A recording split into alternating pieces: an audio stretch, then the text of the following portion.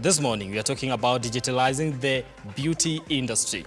My guest in studio is Irene Kieru, who is the founder of Afro Urembo. Thank you so much for making time. Thank you.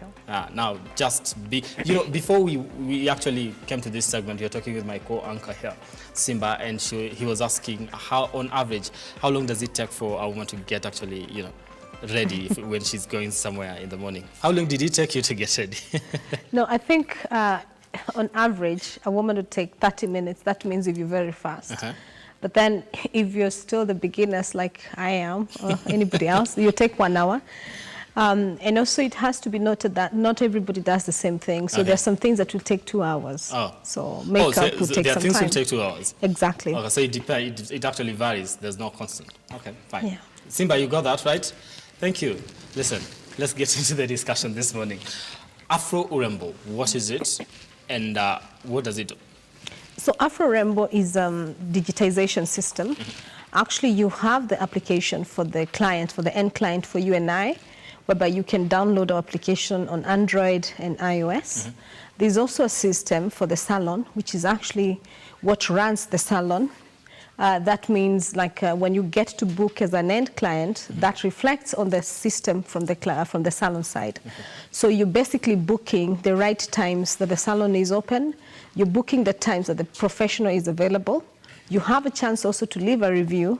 We're just doing exactly what Airbnb or Uber does. So you giving a review to your professional means that somebody else coming to the system and is looking for similar service will be able to rely on your review and obviously maybe bring more business to that salon. So it's actually digitizing the way we use beauty services, the way we book our salons. Instead of calling, you just go to a system and you do the booking. Awesome. Now listen, let's get to understand how this came about, because you're talking about reviews and I went to the Play Store and just looked at it, and there's quite positive reviews because this was very helpful, it was timely and all that. How did it come about? What did you see and decided, okay, now I need to get into this?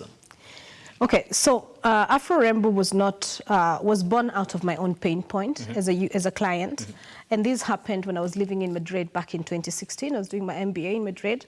And I discovered that as Africans, the first thing I do when I move into a city is to look for my fellow African to ask them where they normally go for their beauty services. So through their reference, I'm able to know where I can go to. I will never knock into a white people's salon. I mean, nothing bad about it, but I will not knock into their salon and ask to have my blow dry or maybe to have my braids because I don't see anybody looking like me in that salon. So in that sense, I discovered every time I used to come to Kenya, I used to come to Kenya once a year, and I would always ask my friends, where can I go to make my hair? We all know about Kenyatta Market and the twists. I've done that. But then when you want to do the wigs and the weaving, then you need to have a good reference. You just don't get into a salon and sit down and believe that somebody will do a good job. So you need reference. We are Africans. We normally ask by word of mouth. We pass information by word of mouth. And times have passed where we used to stop people on the street and ask them, oh, you have a good haircut. Who did that? I mean, people don't want to be stopped. They start thinking that you're a thief. So, or something else. So that's how it came about. You just talked about, somebody stopping you. Okay, I haven't been stopped, but somebody just tells you, okay, where did you get your haircut? And you have a lot of questions. Probably, is it okay? Or probably there's an issue with it to some extent. But in most cases, it is actually, they've done a good job. So in terms of being accepted into the market and just the reception, how has it been so far for you? So it's not my first time to come into this market. Obviously, I moved back to Kenya in 2017. I was young, vibrant, and wanted to have this. I had all the dreams, but I got something wrong, which was about the business model. I thought coming into this market that my European mindset would actually make things work here, but oh, unto me, that didn't happen like that. So we found out that people are not ready to pay for beauty services ahead of time. Just like today when you use Uber, you pay at the end of the service. You go to Paris, you get into an Uber, you just attach your credit card and you leave. You don't have to pay.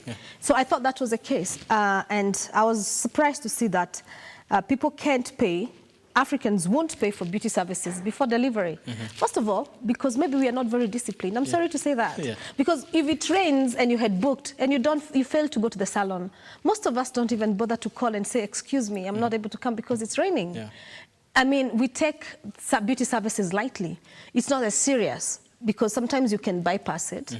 But I've been here, that's my point, I've been here. So after understanding the mistakes we did in the business model, I had to listen to the market, and that is what I did. And actually what I've brought, I'm so proud of it, and I'm sure many of the salons that have seen the system, are using it, have seen the advantages, because we brought in a whole array of thinking of a brand as a salon, and also moving your business forward, and helping you also to get in touch with your clients, something that the salons don't do.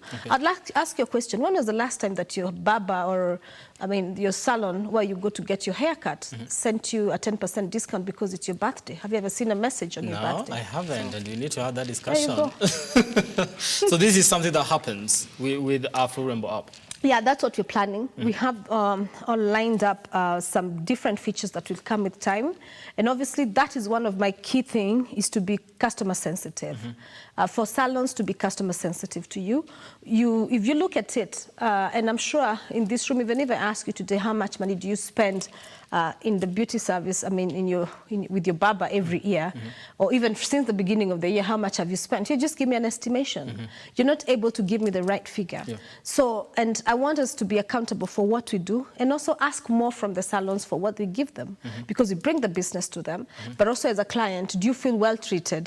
Do you feel like your salon thinks about you during your birthday, during Father's Day? Do they send you a message to remind you that you're important?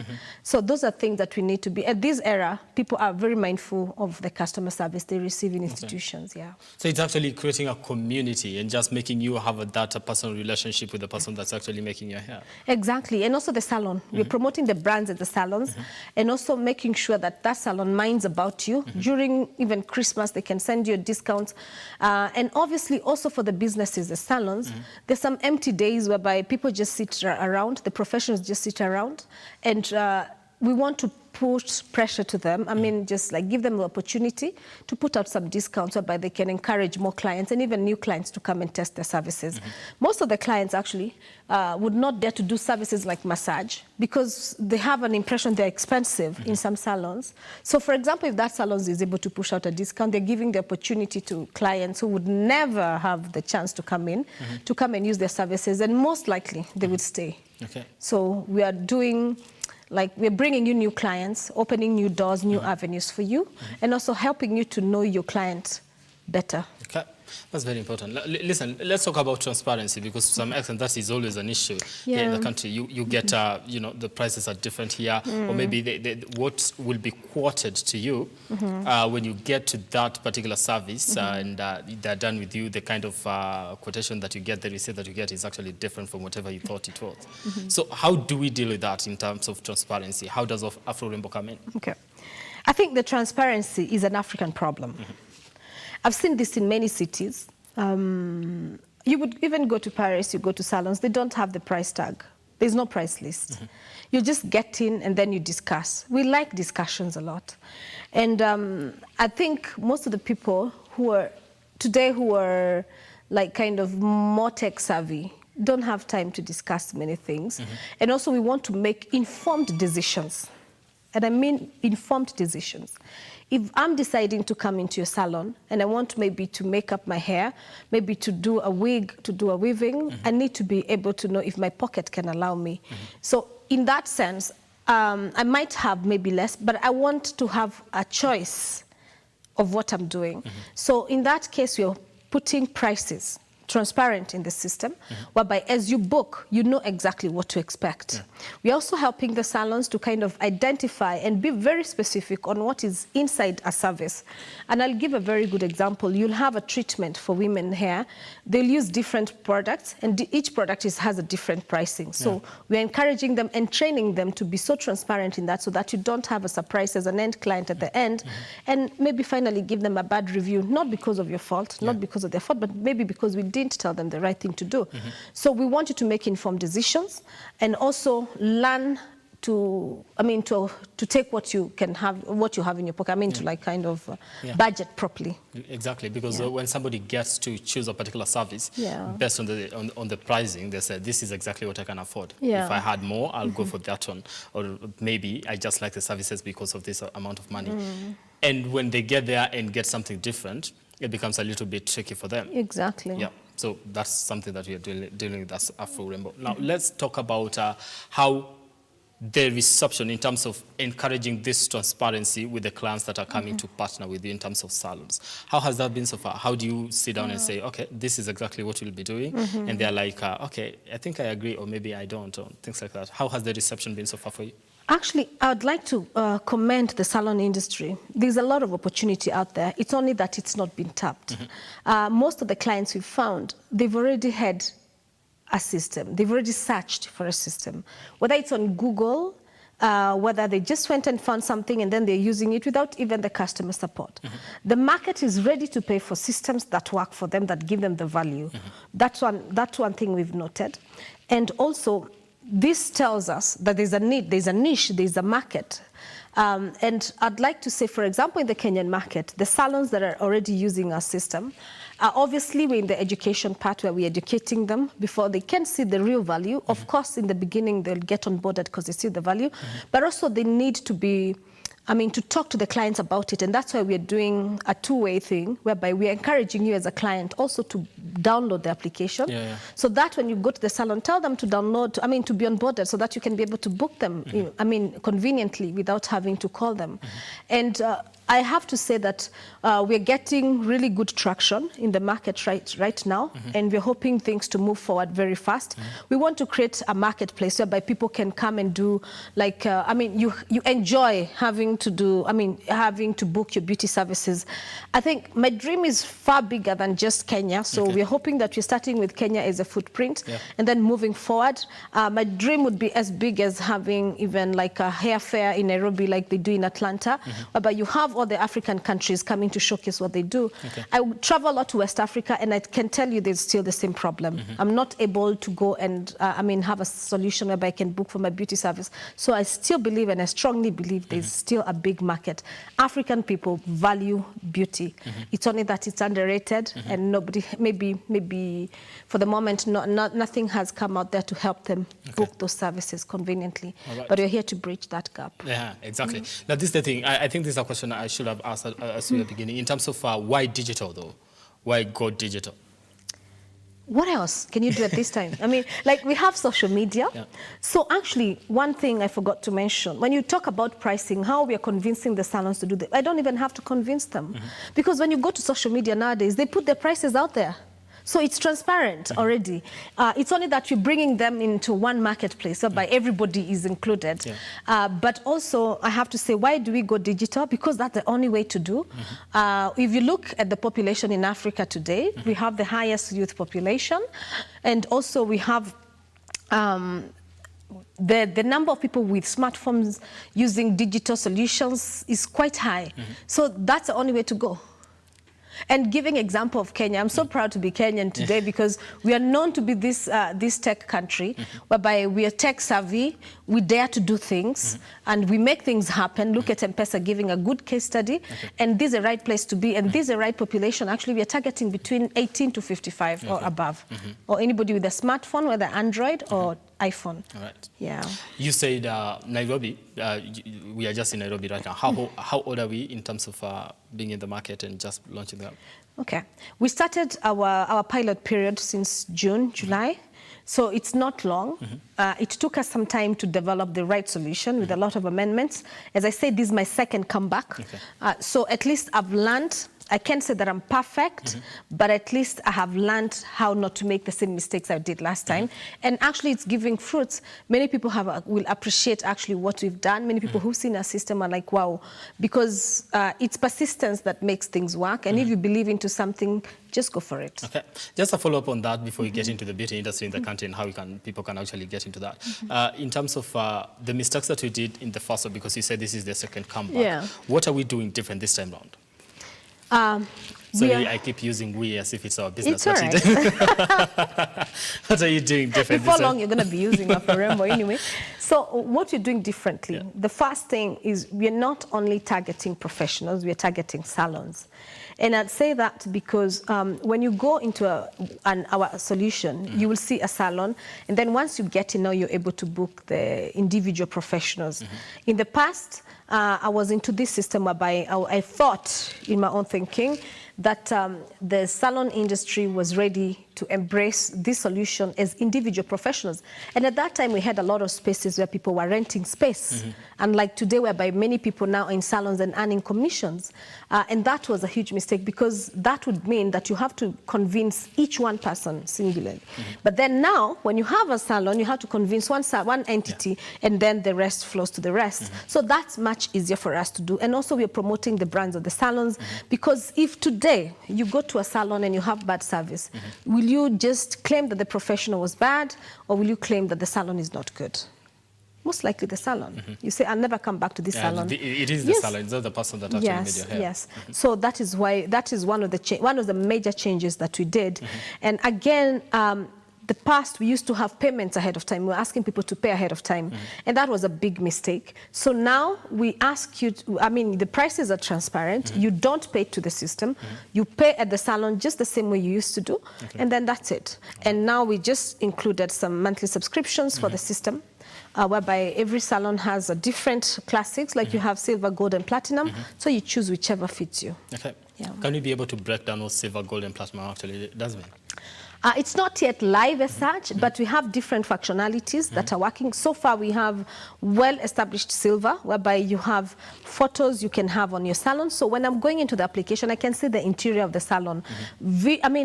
Images are very important, and how I look and feel. I want to feel like I've already come into the salon when I'm looking into the system. And so that is one thing. You have images. You also have the right to have discounts at certain levels. You also have a right to be featured, to be a featured salon for that week. And also like coming on top of the list on the search. There are so many things that we've included, which I'm not able to preempt here. But I'd welcome anybody who is interested to reach out to us, and we'll be able to walk them, through the system. Okay. And help them join. Let's talk about the beauty industry as we try to wind up on this particular conversation. The beauty industry here in the country. When you look at it, what do you see? African women, we are gaga when it comes to beauty. If you just get out here, you find, African women like looking good. We'll spend time doing our makeup. That's what, it gives you confidence. As a woman, it gives you confidence. And I have to say that my application is not only for women. It's for even men and children. When you want to have kids' hairdo, you can use the system and book for them. When you're a man, you want to go to your barber, instead of going waiting, I know men don't like waiting, use the system. Yeah, we don't. So I have to say that. I don't personally. You see, there's so many like you. Nobody wants to wait. So we're bringing in things that will change the way you consume beauty services. We're not asking even to change your professional.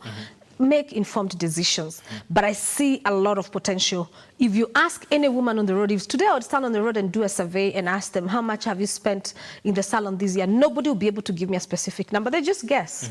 So we need to be accountable for what we spend. And also, there's a lot of potential and a lot of money in that business. Nobody has collected data on beauty industry today in Kenya. I've not seen. And I would be very happy if somebody would bring it to me. Okay. Yeah. So there's so much that is still untapped. Exactly.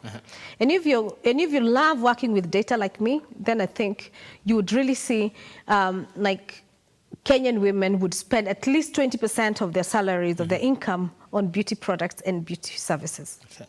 Is that a good thing? It's actually going to be higher. What's making it higher? Because we have more youth people, we have people who are making more money now, so the demand for more and better services. And also remember, as Africans, when even you and when your chick, sometimes ukikosana, what you do, you just give her a massage service somewhere, she will just come and forgive you. Instead of taking her out, give her a massage somewhere she's never been. So that's also a way of encouraging this industry, and they love it. We love being pampered. So why not do it? Okay. Yeah. Let's talk, probably my last question as I end up on this one. In terms of getting people to appreciate the beauty industry right now, what would you think is the right way to do it for us as the people of this country, probably in terms of policy making and all that? How do we make it stand out? Okay. I think for a long time, the beauty industry has been untapped. Okay. And as I mentioned earlier about my vision, if you look at beauty industry today, it's a very fragmented area. Many people who are doing beauty services, respect to all, it's not because of choice. It's because maybe they're gifted to do what they do, or they didn't have a choice, and so they have a handcraft that they can do. And so they find themselves there and they make a living out of it, which is commendable. If you look also at the beauty industry, 70% are women. And this 70%, you have 50% who are at least, or maybe less, 40% who be single mothers. So they have dependents behind. These people today, to access financial services, because it's not a permanent job, it's quite difficult. I work in the financial sector. And I can tell you, like today, if you go to a bank, you don't have a pay slip. Today in Kenya is much easier, much more easier than other countries. It's difficult for them to get loans. So we are hoping in future to encourage women entrepreneurship, training them how to become good stewards, of having even their own properties, running their own business.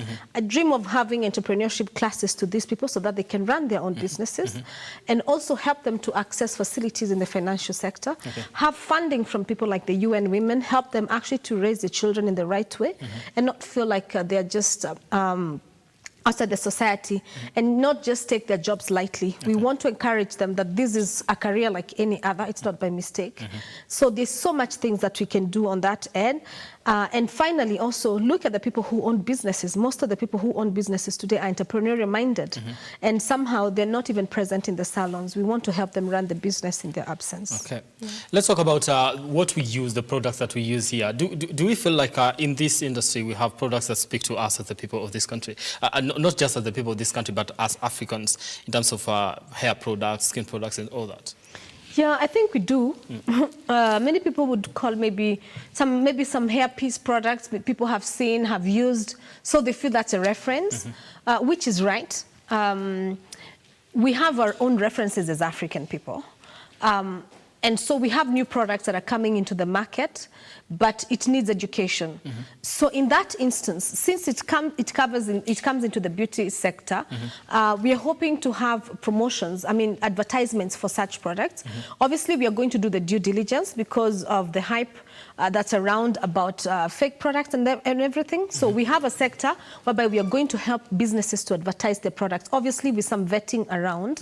We are also hoping to partner with some brands so that we can have more visibility for them. We can give them more visibility and more reach through the system. So for example, if you're a hairpiece company and you have some discounts and you want to reach people who are looking for those hairpieces, we can actually have a section on the app whereby we can do advertisement for you. So that space is open for businesses which are valid. And I meant like you're going to vet them because we still have a reputation to keep and to guard. And that's what I wanted to get into just a moment. The vetting process for you, what do you think is going to be entailed into that? Just to make sure that the people that are coming on that particular platform are actually legit people, so that you don't get to ruin your reputation as you try to get customers on board at the same time. Okay. I've not been into details into searching what we'll get, but I'm sure I'm going to get professional help to get there. Because it would be a bad place to be to sell bad products or products that are not helping the end clients. So I want to be the gatekeeper for that. And obviously some professional help. Also partnering with some known companies that have been in the market for quite some time gives more confidence to the consumers. All right. Oh, that is awesome. We wind up now. Irene, where do we find you? How do we find Afro Rainbow? And probably the people that if they haven't downloaded, where do they get that?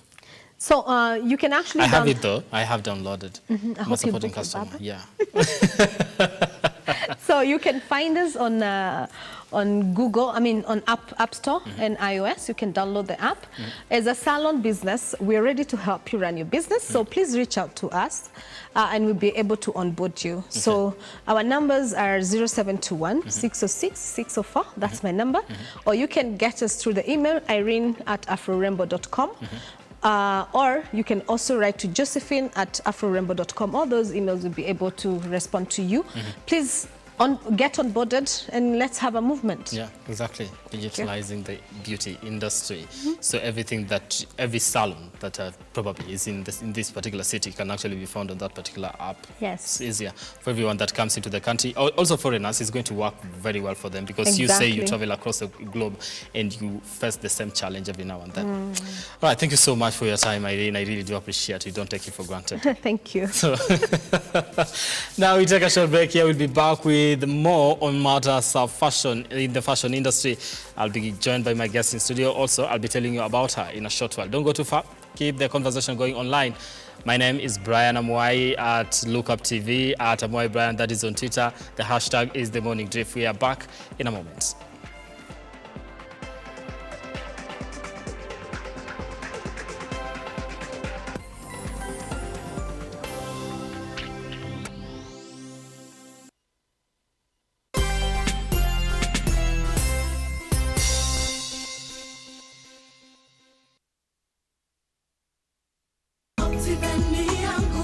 Get a chance to wake up as a tourist as you view Mount Kenya every day by buying a plot of land at Wema Gardens, Naru Moru.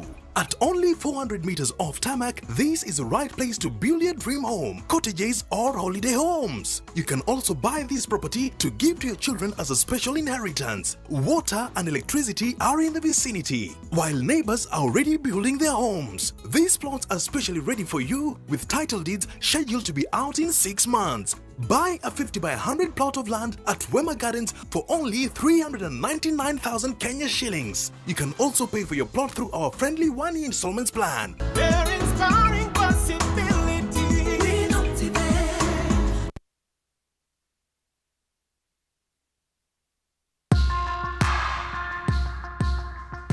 Born a man, the society bestows tough responsibilities upon you. Lazima uwe mtu wa bidii. Ukija kuoa lazima uwe ni provider. If you're not able to provide, that's a challenge. It takes a toll on a man. It takes someone who is strong enough to face it. This is Born a Man.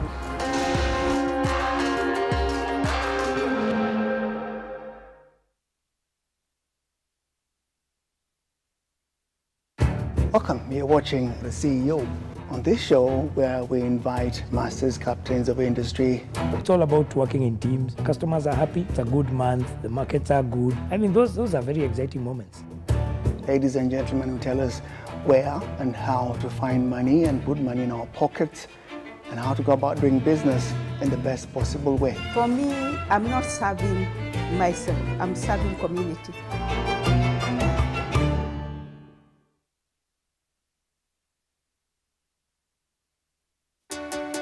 Good to have you join us on Heart to Heart. We bring you stories of people who, despite the pressures they experienced, still trusted God to see them through. The seeds that was sown in me helped me navigate and overcome that period of my life. New testimonies, new insights, and even better revelation of the good things God has in store for us. There is always a blessing waiting for someone in every episode.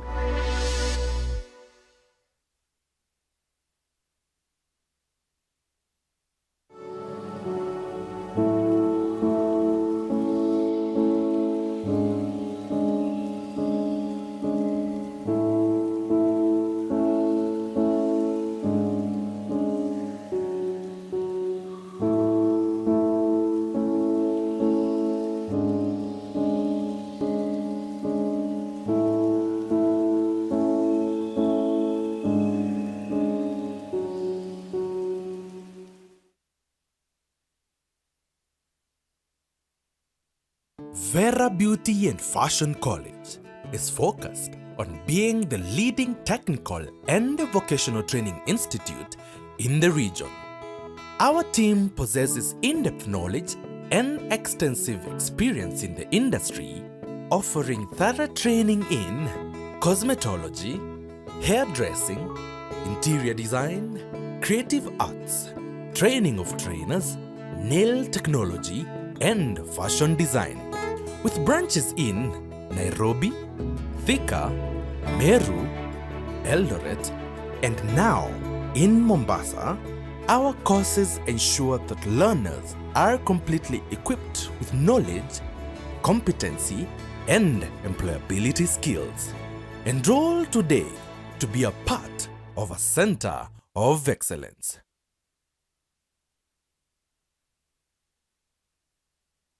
The new Kasarani Sportsview Hotel is a state-of-the-art hotel located along Isipa Road off the modern Thika Superhighway. Enjoy well-equipped comfortable halls and boardrooms accommodating up to 1,000 people. We have elegant, spacious and well-appointed rooms with several types to choose from to meet your needs.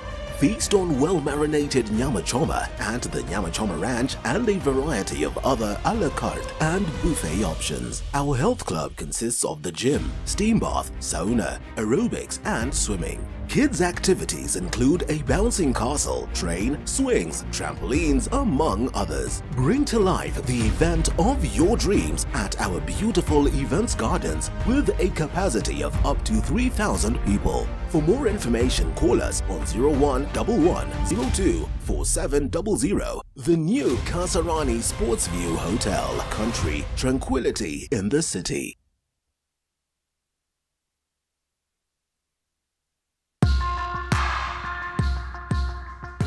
Born a man, the society bestows tough responsibilities upon you. Lazima uwe mtu wa bidii. Ukija kuoa lazima uwe ni provider. If you're not able to provide, that's a challenge. It takes a toll on a man. It takes someone who is strong enough to face it. This is Born a Man.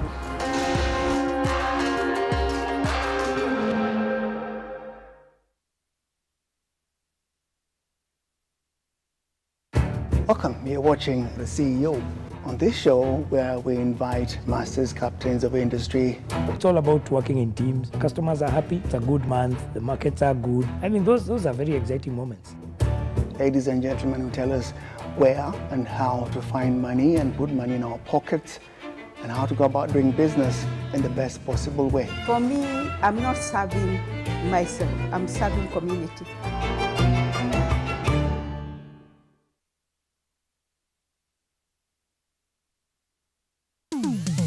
Hapa kazi tu inaendelea kuwasaka na kuwatambua wale ambao wanafanya kazi extraordinary na zile kazi za kujituma. Biashara yote unaambiangwa, as long as you have a plan, you can do it. Our service is about to pressure the customer.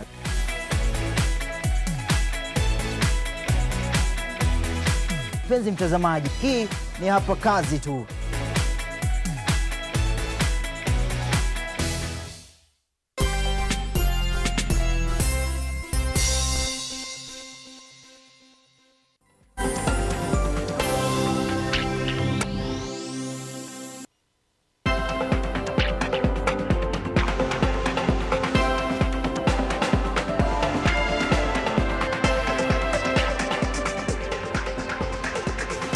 Now, thank you so much for staying with us here on the program. This is The Morning Drift. My name once again is Brian Amwai.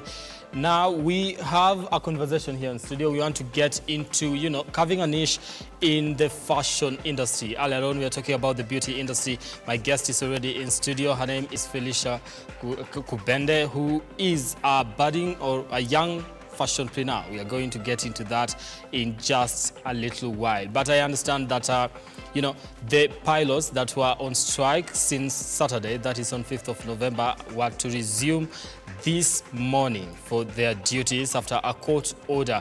And our reporter, Shadow Kareria, is at the Jomo Kenyatta International Airport just to make sure that he brings us up to date on exactly what is happening at that particular venue and whether we are back to normalcy and whether business is still going on as usual at the Jomo Kenyatta International Airport. Kareria, have the pilots actually resumed? And are we flying? Are KQ's planes actually flying?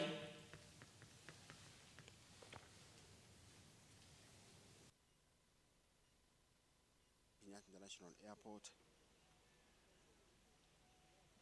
Am I on air? Well, I'm here at Jomo Kenyatta International Airport, and as you can see, just the seat behind me are empty today. And usually this place is very busy, and we're expecting a lot.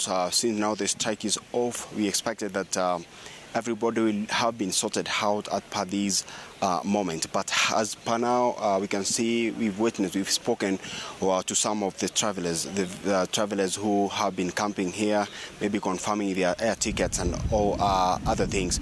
And this strike was called off last evening after the labor court ordered the pilot to get back to work, and later in the evening again the CALPA ordered its pilot to get back to work. So those are some of the things happening here. And as usually this place, you can see behind me, the tent behind me, these chairs are usually occupied by travelers who come here maybe to either to maybe re-register or rebook their air tickets. But today things here are empty, the seats are empty, confirming that the situation is maybe neutralizing slowly by slowly. So I'm joined by one of the travelers here who is going to tell us what are some of the challenges she has faced concerning or as a result of the ongoing 4 days strike. Hello.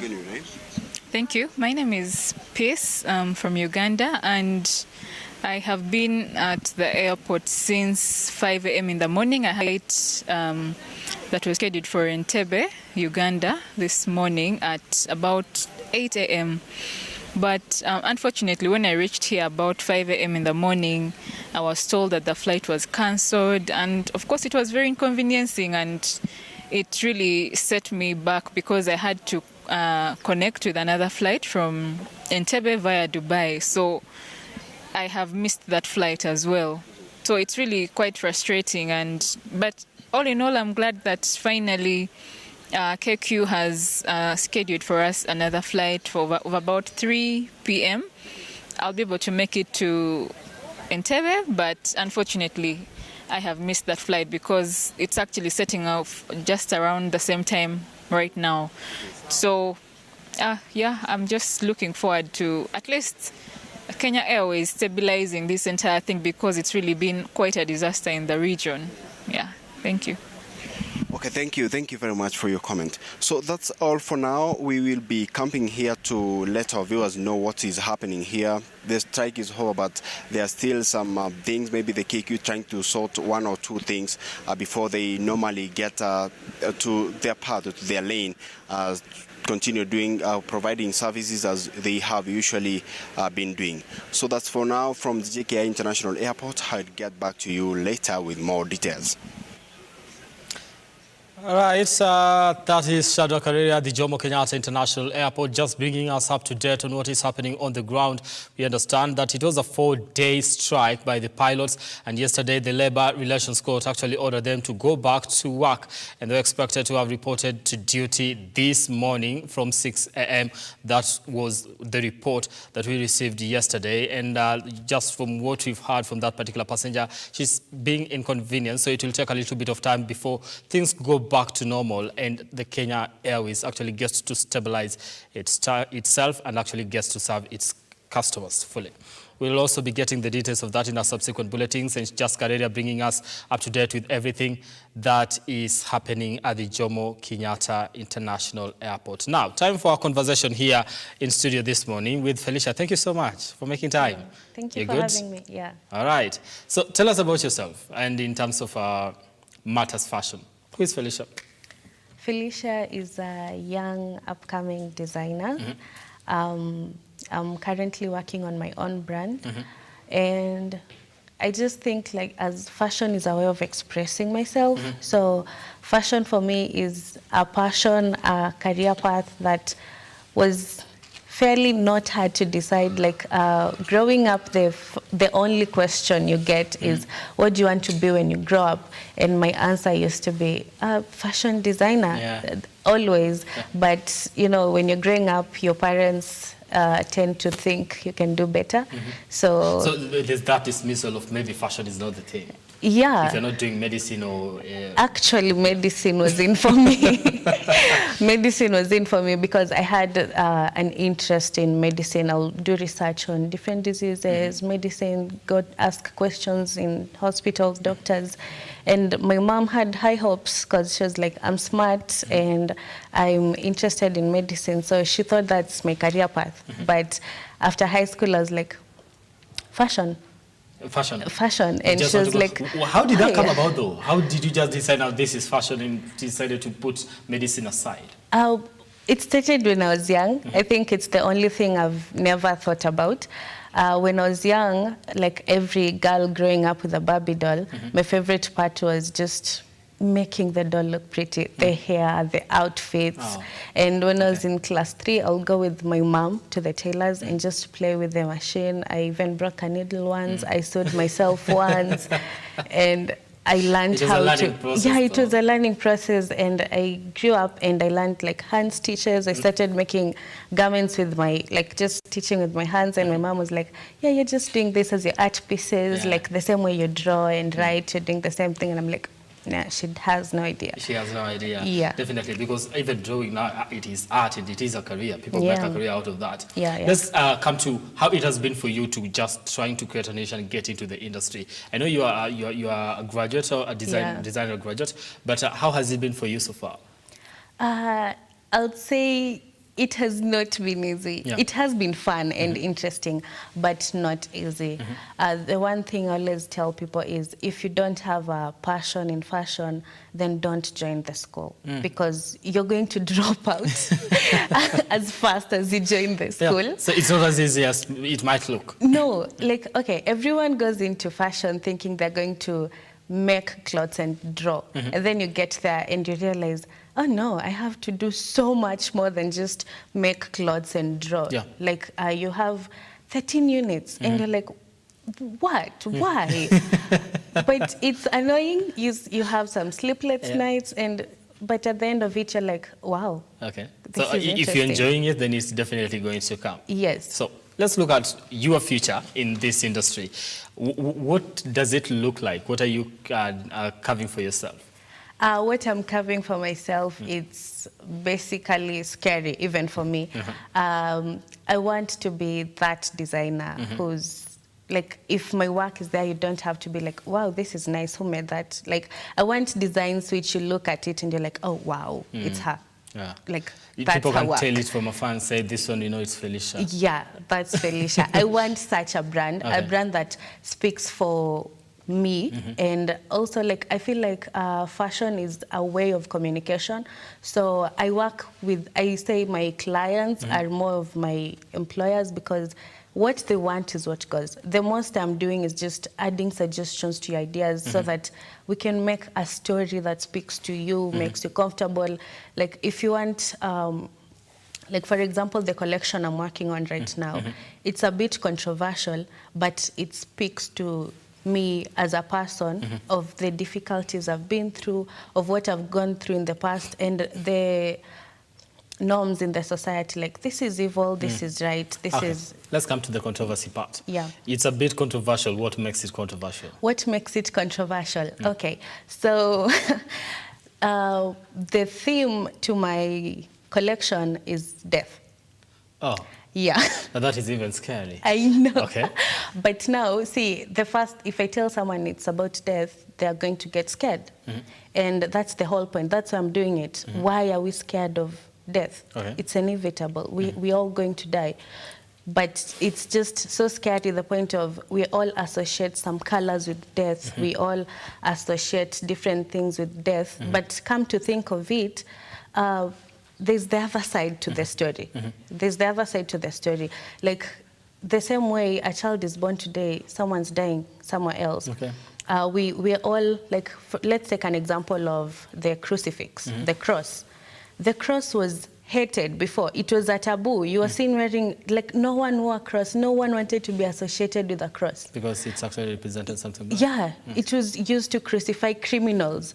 But then Jesus was crucified, and there's a crucifix everywhere. People getting crosses crucified on their foreheads, and they're not looking at the backstory. Okay. So if you're telling me chrysanthemums are associated with death because in Europe it's a morning flower, and then you go to the US and it's a get well soon flower, and you go to Asia or China and it's like a wedding flower. So why should I focus on the negative? Okay. I want to focus on the right part. There's something positive about it. Yeah, everything, there's always something positive about it. Okay. Like the Taj Mahal, it's a wonder. It's like part of 7 wonders of the world, but it's a dying wish come true. Like it's a tomb, literally. But everyone just marvels in its beauty and they forget the backstory. And that's what I want to do. Like if you're saying black is evil, I don't think black is evil. I think so black is not majestic. evil, but that color has actually been associated with everything Yeah. evil. So with this collection of yours, when do we expect to have it? I think early next year or late this year. I'm not sure because it's a collection, like we're doing this as designers in school. So it will come, I think, early next year because of the arrangements. Yeah. What goes into making that? Is it hard? Is it? I know you said it's a little bit complicated, but the challenges that you're facing coming up with this collection and just the reception that you expect to get that, how has it been? The challenges, well, first I had actually to go and do a presentation and get approved to do the collection. And it was approved? Yes, it was approved. But at first, when I talked to my friends and I was like, I want to do my theme, I want my theme to be death. And everyone was like, yeah, no one is going to approve that. No one. Nobody. You mentioned it and I was a little bit scared and like, yeah, oh, like wow. everyone wants rainbows and sunshine. Your collection is just going to be black and white. And I'm like, no, it's going to have color. It's going to be full of color. So I do write poems and stories. So I thought the easiest way I'm going to do, like the presentation, is get every aspect that our teachers want to see in our collection. Because someone is doing architecture, someone is doing culture, someone is doing religion. So my collection has all of that together. Combined. Yes. Let me look at what you think about the fashion industry here in the country. And for someone who is young like you and just trying to get into it, when you look at the fashion industry in the country, what do you see first? We need to stop being scared. I mean... We need to stop. You gave a sign, you said you need to stop being scared. Yeah, I mean, like I said, fashion is scary to most people. But I dare say, if your dream is not scary, then there's no point of dreaming it in the first place. Because it won't push you anywhere. And fashion in Kenya, my dressing is literally simple, not dramatic, but I'll put on an outfit, get outside, and people are looking at me like, wow, she's the weirdest person we know when it comes to style. No. Listen, okay, talking about what you put on and what you decide that this is exactly, how do you decide what you want to put on first? And how do you advise somebody that, hey, this one is work, this one is good? Would you look at somebody and say, that one no, or would you look at them and say, let me appreciate, at least that's a different test from mine? What would you say? I have looked at people and been like, why would you wear that? Please don't. And I've looked at people and been like, wow. Wow, you look good. And I do like tell people, like walking on the street and I see like a fashion style that it's new, different, and that person is literally getting out, I'd be like, I like your style, you look good. Like it's a little bit awkward, but so the awkwardness makes it a little bit unique. Yeah, I mean. Okay, so for you, what makes you say you need to stop? I mean, okay, we all have. Like just the normal, fashion in Kenya is like, that celebrity was wearing this outfit and I can match something to look similar to that, so let me put it on.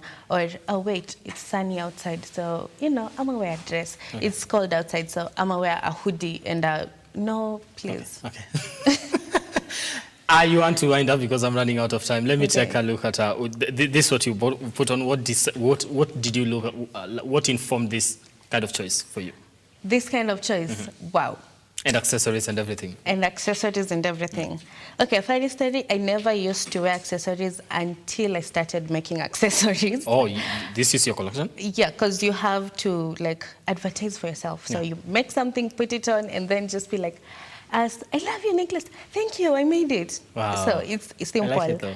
And today's outfit, I wanted to be comfortable and simple without drawing a lot of attention to myself, because I tend to draw a lot of attention to myself, even when I don't want to. But so today I just thought, look a little bit simple, be comfortable, and a little bit Mature, if I can say that. Mature. Yeah. Wow. Okay. Felicia Kubenda, thank you so much for your time and being part of this conversation.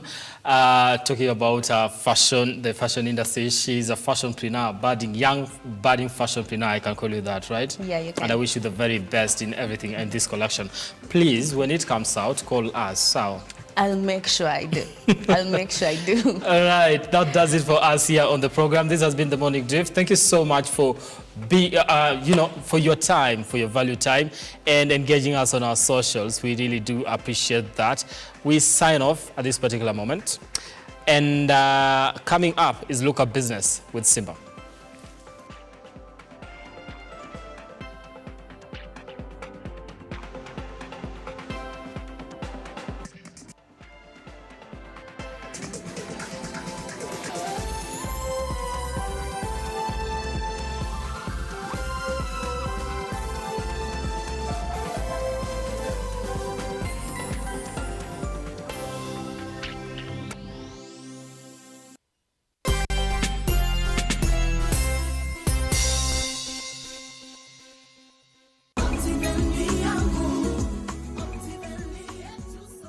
Hi there, good morning, good afternoon, good